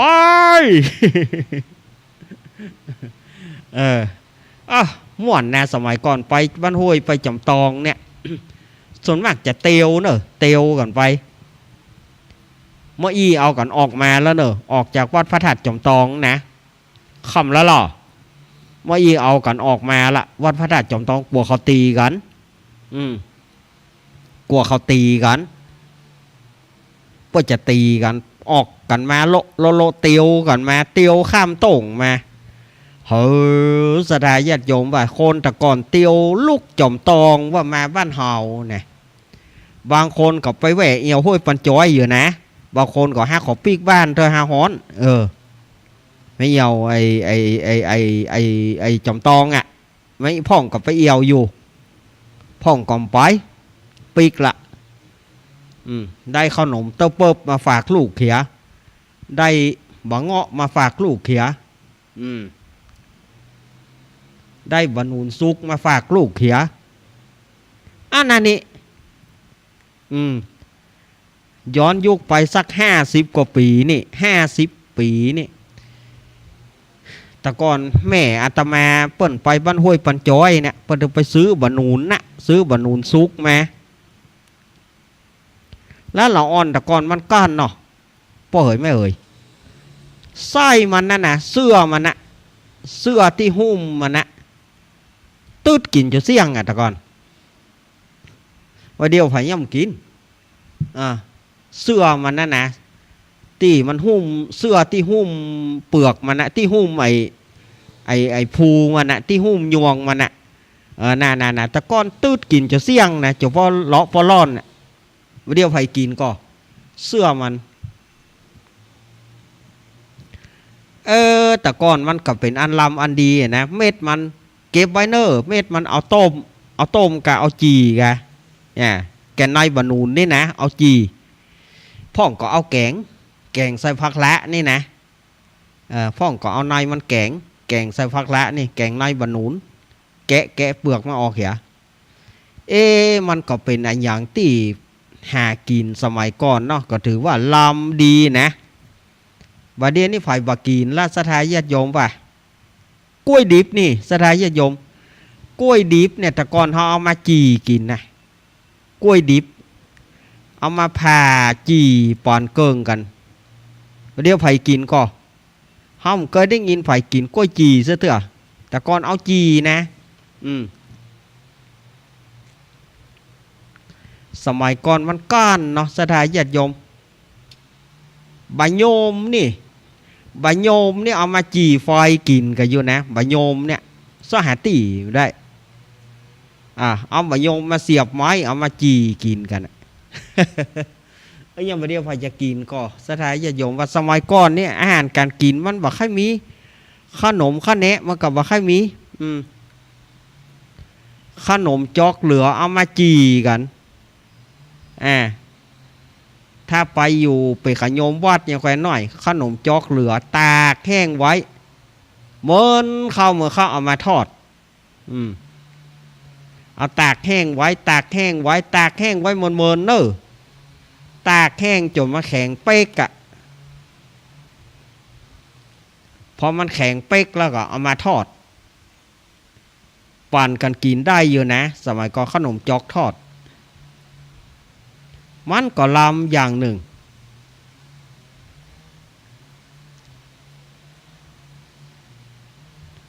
แต่สมัยบัดเดียวนี่โอ้ของกินมันปลาเลอะปลาเตอขนมข้าเนะมันกับปลาเลอะปลาเตอจะกินขนมอย่างจะเอาขนมอย่างมันมีหั่นหมดขนมปลาเลอะปลาเตออย่างแต่ก่อนนี่โอ้กว่าจะได้กินขนมรอวันไหนเป็นวันติดวันไหนเป็นวันเสาร์แม่มัดตองแล้วบอกไปว่าวันนั้นวันเสาร์ดีใจแล้วแม่วันนี้วันเสาร์วันพุธแม่จะไปกาดจะได้ขนมมา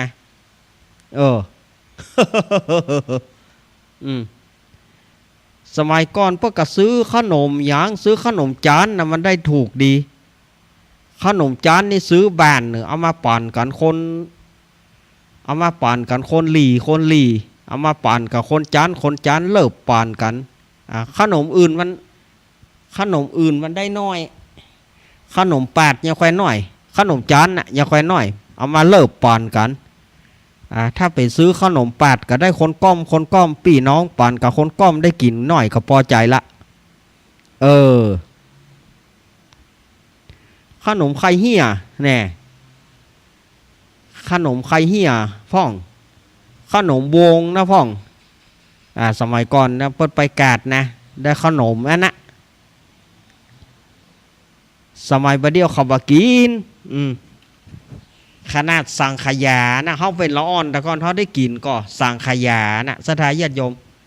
ขนมสังขยานะเขาเป็นละอ่อนเขายังมีบุญได้กินละอ่อนบัดเดียวแต่งบิดหน้านะบ่มักสังขยาถ้าโมสังโครุ่นกูเขายังไม่ได้กินนะบ่ายเนาะบัดเดียวหันนะขนมสังขยาเนี่ยวะโอ้ยังเฮานี่ผ่าธนาหรอยังบ่มีได้กินเตื้อขนมสังขยานะไม่ได้กินสถาญาติโยมขนมจานเถียขนมปาดเถียเมื่อไหนมีงานเพื่อซื้อขนมเต้าเปิ๊บนั่นนะขนมถังแตกเพื่อห้องขนมถังแตกขนมเต้าเปิ๊บนั่นบัดเดียวทำงานก็ยังมีอยู่นะแต่แตะหนึ่งกับพวกแตะหนึ่งกับว่าต้องก็20 บาทพวกบัดเดียวแต่ก่อนนี่แตะบาท2 บาทนะขนมเต้าเปิ๊บนั่นนะขนมถังแตกนะนี่อย่างเปิ้นหอมขนมถังแตกมันขนมยามก้อนมันกินอิ่มได้เหี่ยแตะหนึ่งนี่พอละอิ่มละนะเปิ้นหอมขนมก้อนขนมถังแตกบาเดียวนี่เขาบอกกินนะวะอาตมาชอบห้องโรตีคนเมืองอาตมาบ่ได้ห้องขนมถังแตกอย่างเขาอาตมาห้องว่าโรตีคนเมืองมันเหมือนโรตีมันแปลงคล้ายๆโรตีที่แขกขายนะแต่แผ่นมันจะใหญ่กว่าโรตีที่แขกจะมาเตะแกโลดขายแป๊บเนี่ยบัดเดียวบ่น้ำปะเฮ้ยไปตาเฮาบ่ได้ออกมานักเฮาบ่ได้ออกมาเมินกำหุบัดเดียวบ่น้ำปะนะแต่ก่อนนี่ปะเจือหน้าเซเว่นหน้ากาดบ้านเวียงหั่น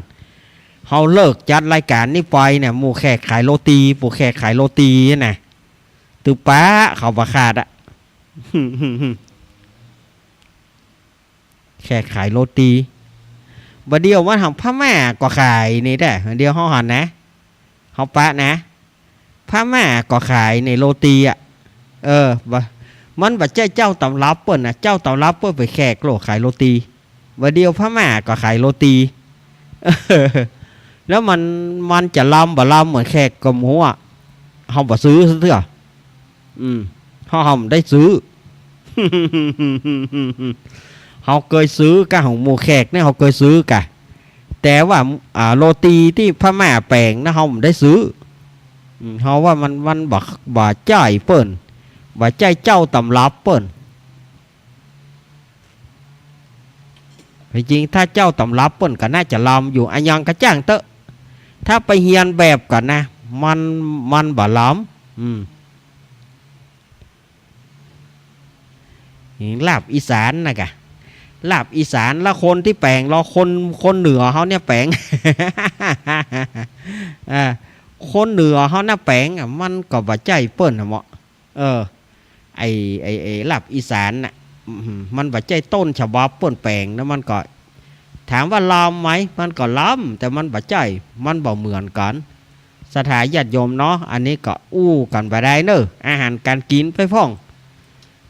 สมัยบัดเดียวสบายกะญาติโยมเขาสบายมากๆอาตมาเขายังไม่ได้กินอาตมาเขายังไม่ได้กินของต่างๆเป็นละอ่อนได้กินอะนอกจากว่าอีแม่ไปซ่อนได้อีหัวเขียได้ปลาน้อยอ่ะได้อีนิ้วอีเนียงมาแกงกินกันไปอุ้ยสุมาญาติโยมสุมาเถอะ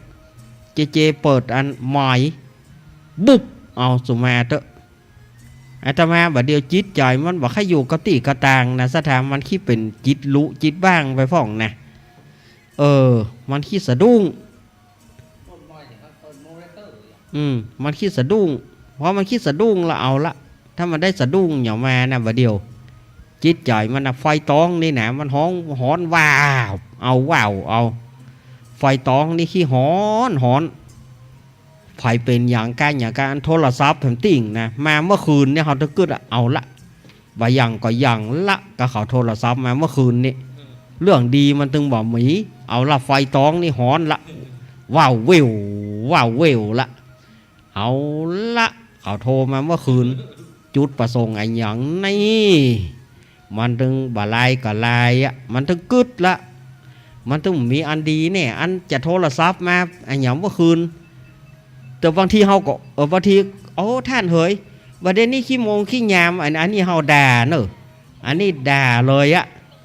เขาตกอกตกใจพอเวลาพ้องประเด็นนี้มันไปขี้โมงบางทีก็มีสะเลอมาขี้โมงแล้วท่านอ้าวมาเวรถหมดเวลาเหลือแหมน้อยเดียวเปิ่มตอกก่อประชาสัมพันธ์งานเนอะสถาญาติโยมวันพรุ่งนี้ก็วัดบ้านปางเนอะเปิ้นจะมีการ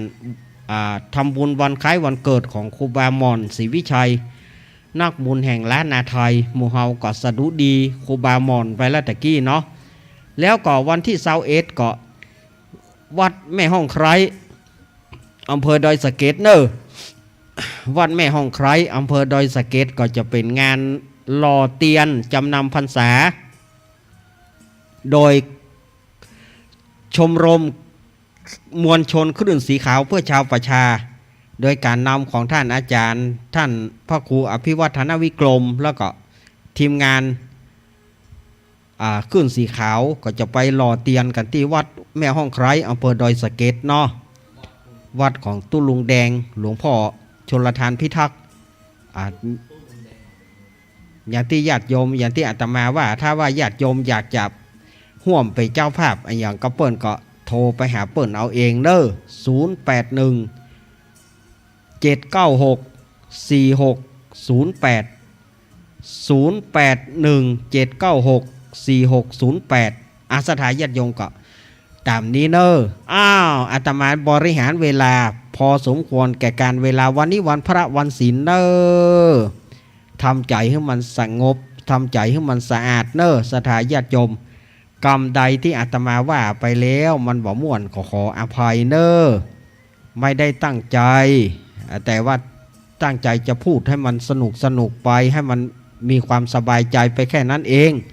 สถาญาติโยมอยู่ดีมีสุขอยู่ดีกินหวานตาลต้อมเหมือนกันจุผู้จุคนเนอะอภิวาทนาสีริสานิจังวุธาปจายโนจตารโรธรรมทันติอายุวโนสุขังพระลังขอเจริญพร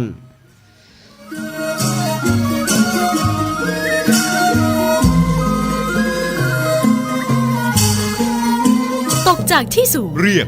1669กระดูกหักเรียก1669บาดเจ็บกระดูกสันหลังเรียก1669ไฟฟ้าช็อตเรียก1669ไฟไหม้น้ำร้อนลวกอย่างรุนแรงเรียก1669